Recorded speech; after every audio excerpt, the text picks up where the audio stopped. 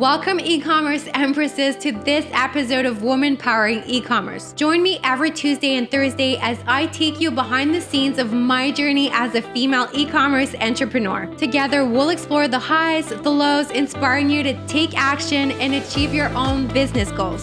So let's get started.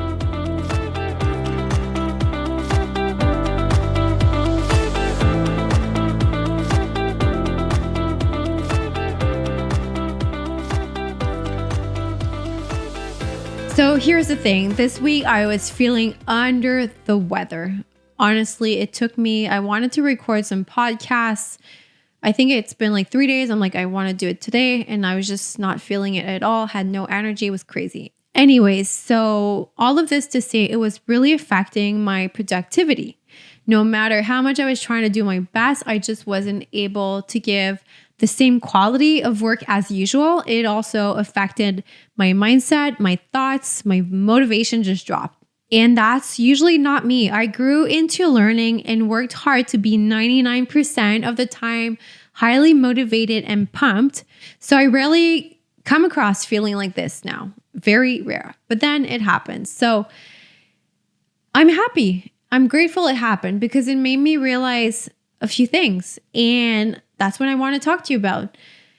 I realized that health is the tectonic plate on which everything else in our life sits on.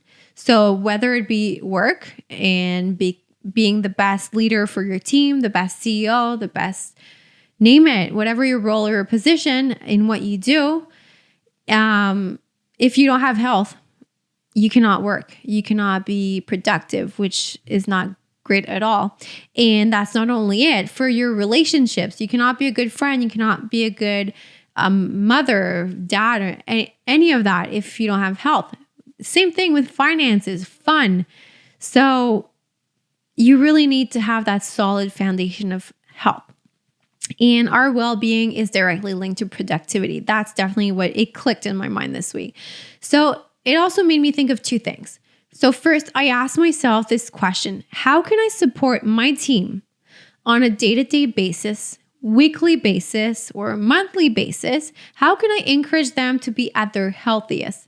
Because honestly, again, if you have no health, how can you do a good job? You can't. But I really want to be on the supporting side. What can I do? So that really brought up that question. I'll meditate and reflect on that one. And it also brought up this other question: what can I do to be at my best at all times, physical, mental, emotional, and show up for my team and always give my 110%? What do I have control over that will allow me to lead by example? And I'm saying have control over because yes, sometimes there are certain things you may not have control over, but I think that a lot of the times you have control over your health, for example.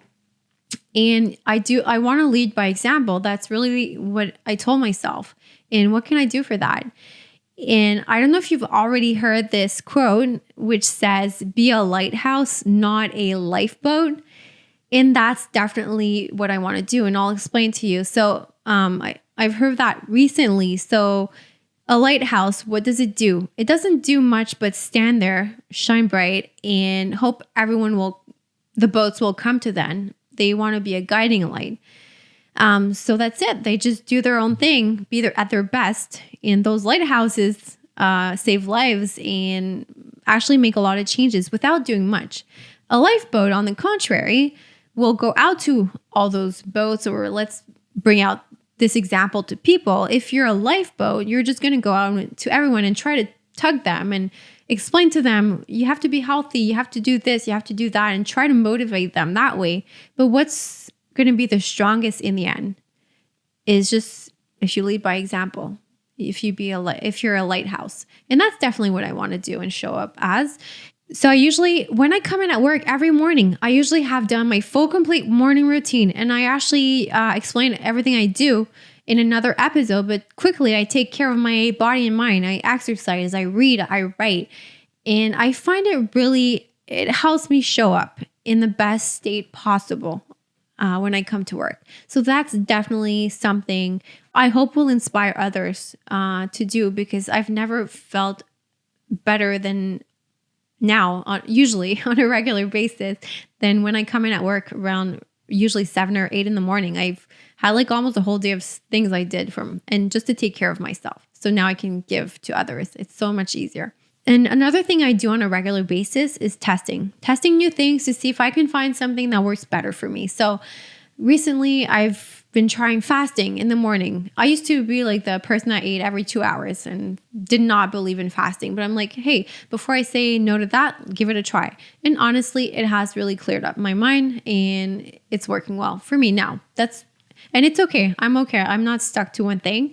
But in the end, I just want to be open to trying new things that'll just bring me at another level and just really help me be at my best and most, at my true potential, basically. Another thing that I do in all of these things, I'm not saying them in the sense that I understand it all and I master it all, but this is what I'm doing today and what's working for me, but I'm always constantly looking and searching for new things. Just because my why behind that, the purpose is that my team deserves to see me in the best light possible. They need me to lead by that great attitude. Talking about attitude, that's another point. Showing up with a good attitude. No matter what is going on in my life, I try to show up with the best attitude possible. And I feel that it will not serve me if I show up and have like, let everyone know how unhappy I am. I'm not saying I'm perfect. It can happen at times, but usually I really try to be thoughtful about that. And I want to make sure I'm in a state of gratitude as much as possible, because I find that when you try and find gratitude and be grateful about all the little things, you can find them in everything. And when you have that, then the rest kind of, your attitude will follow. So for me, gratitude is a big one. It really helps me keep a good attitude.